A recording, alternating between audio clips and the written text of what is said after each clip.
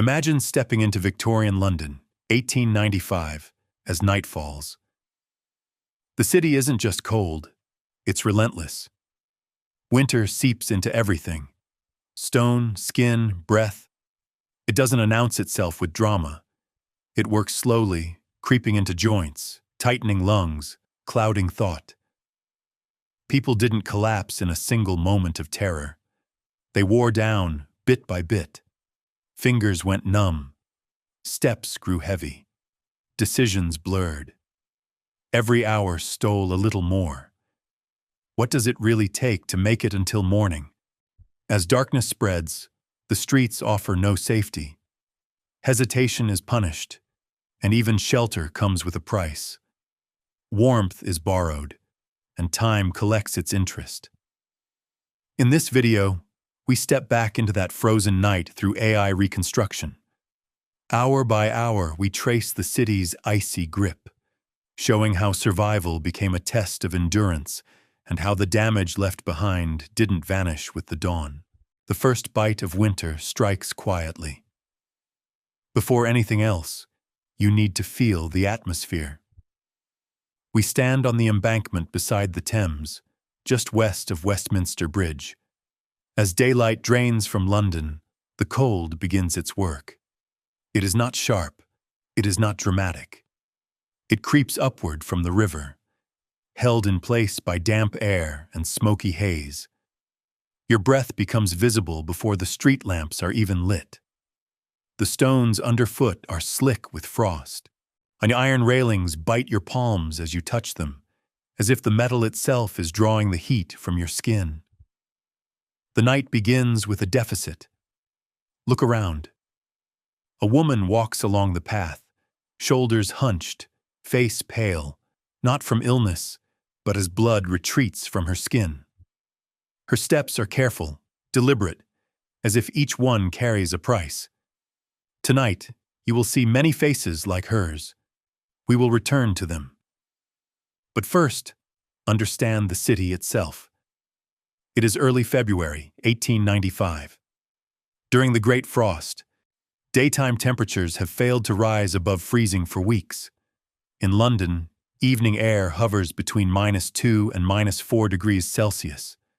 Some nights drop even lower. Further north, records plunge far below that. Here, however, damp cold is the true weapon. It soaks, it clings, it refuses to let the body dry or recover. Cold like this does not announce itself with pain. It intervenes. Fingers stiffen first. Buttons resist. Laces take longer. The jaw tightens. Speech shortens. Thought slows just enough to matter.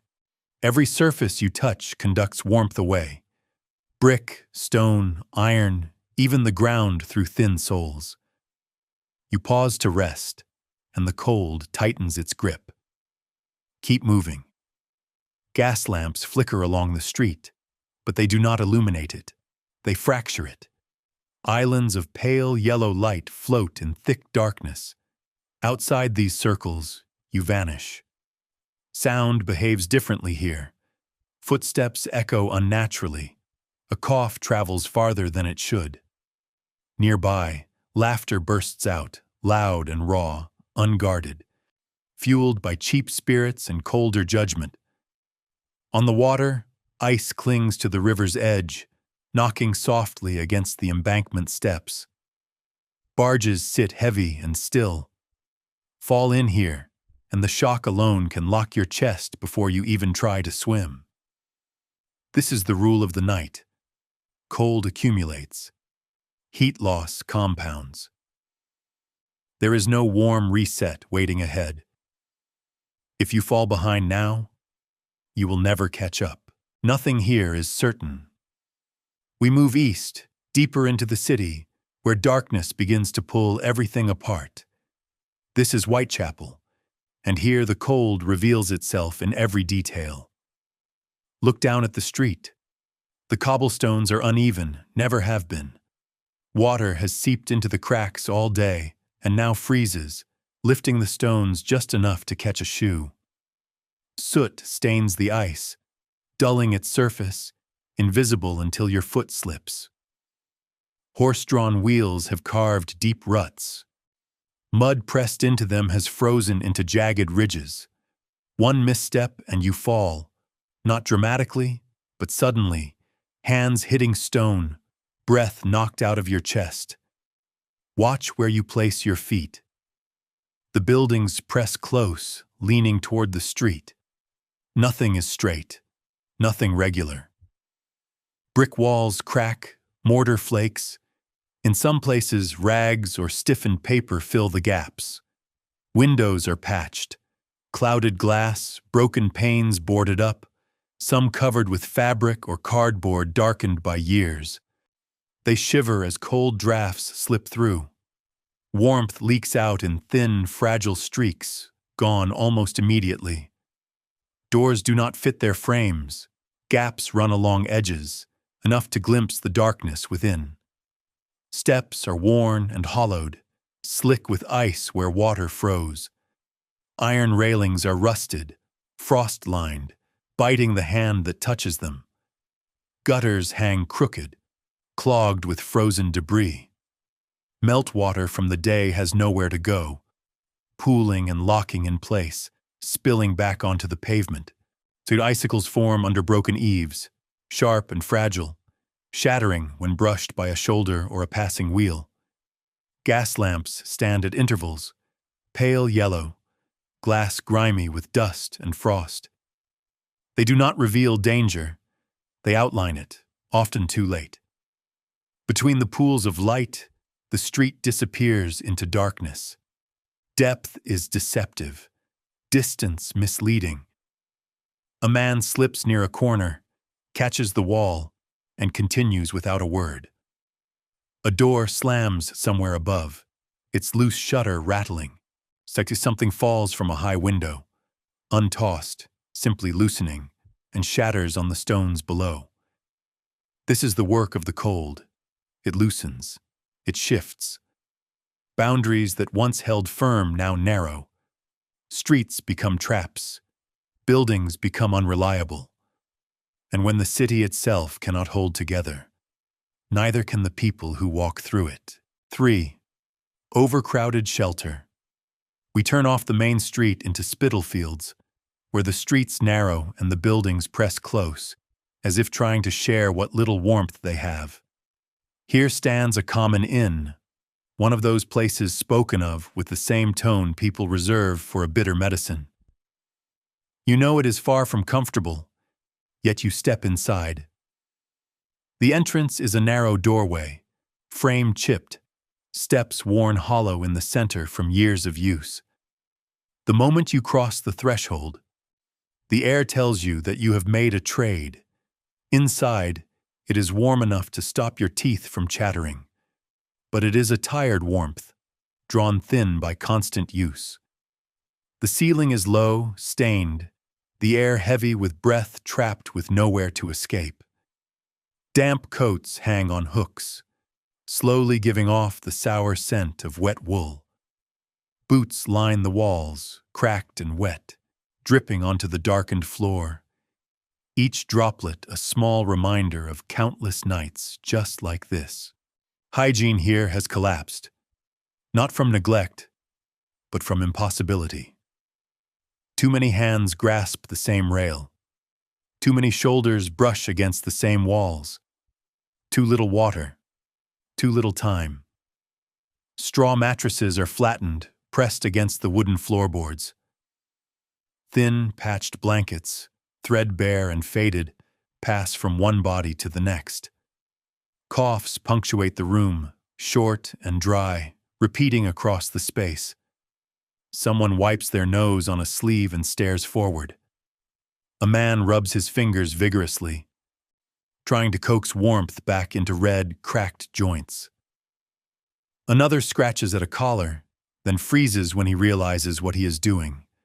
Small signs, small warnings. No one comments. Talking wastes heat. Winter nights during the Great Frost often stayed below freezing, typically between -2 and -4 degrees Celsius. That is why the room is crowded. In 1895, authorities recorded tens of thousands crammed into common inns across London, with thousands more concentrated in districts like Whitechapel. Even under supervision, the pressure does not disappear. The cold continues to deliver new arrivals. A place must be held once found. Coins are counted even after the doors close. Belongings are placed under bodies, not beside them. People lie down but cannot relax. Eyes remain half open. You do not sleep here so much as wait in a room where every occupant inhales the night from everyone else. Shelter does not eliminate danger. It only draws it closer. 4. Everyone walks alone. By the deep hours of the night, Whitechapel no longer moves like a neighborhood. It moves like a filter. The cold has done its work. Prolonged exposure during freezing nights, often between -2 and -4 degrees Celsius during the Great Frost, slows reflexes and erases the safety margin from every decision. Hunger layers on top. Exhaustion completes the equation. At this point, helping others is no longer a moral question. It is a calculation of energy you do not have. You see it as people leave shared spaces. The inn door swings open. 3 people step out together. By the end of the street, they are no longer a group. One falls behind, another keeps pace. A third slips into a side alley without looking back. Separation happens quietly, almost politely. A man staggers near the curb, not falling, just enough to disrupt his rhythm. A companion pauses for half a step, glances, then moves on. Distance immediately grows. No words. No apology. Stopping costs warmth. Supporting someone costs balance. And balance is already unreliable. Further along, a woman calls out a name once. The sound travels a short distance through the cold, then fades. She does not call again. To call is to wait. To wait is to stand still. She tightens her coat and turns away from the sound she created. Doors become decisions. One opens, a figure slips inside, another arrives a second later. The door closes, not with a bang, just quietly. Inside, warmth is limited. Space is limited. Outside, the night keeps moving. On a bench, someone coughs, harsh and persistent. The person beside them inches away. Another inch, not from fear, but for space. A hat lies on the ground where it was dropped. No one bends to retrieve it. Bending costs time. Time costs warmth. This is how social contracts fail, not with shouts, not with violence, but through omission. Conversations end mid-sentence. Steps quicken when someone behind stumbles. Eyes stare straight ahead. Hands stay in pockets. I do not stop. Tonight, Whitechapel has not grown cruel. It has grown efficient. The cold imposes its rule. No one claims responsibility for more than one body, their own. Everyone else is moving weight. By now, the night has trained its people well. They pass by need without intervening. They step around collapse instead of into it. And when dawn comes, the hardest fact to grasp is not who was lost. It is how many walked past and kept going. Because to stop is to end. 5. In the body, out in the cold.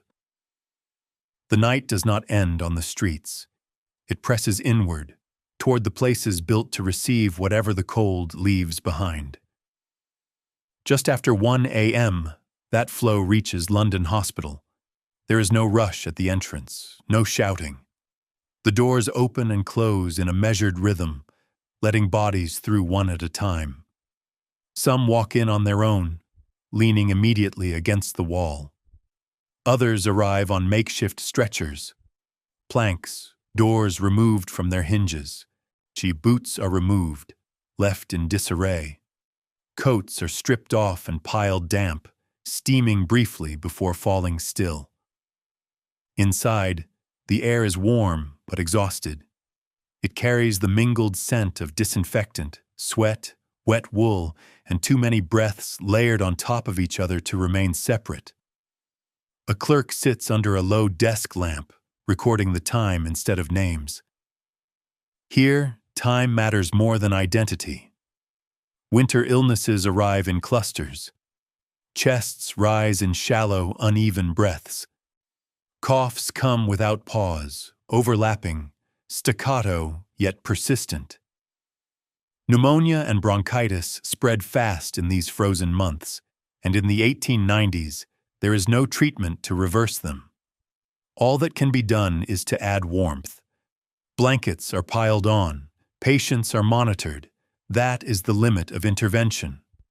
Beds are pressed closer than intended. When one fills, another is drawn near, hands gripping fabric until strength gives out. Someone whispers, "Don't tell anyone specific," and stops, knowing the effort wastes too much air. Nurses move along the rows, pausing where breath steadies, moving on where it falters. No one announces these decisions. They are made in motion. Not every life can be saved. A body is covered, without ceremony, with efficiency. A tag is attached. Space is cleared before warmth can escape. Another stretcher takes its place.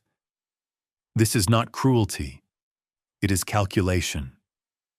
Resources are distributed to those most likely to survive.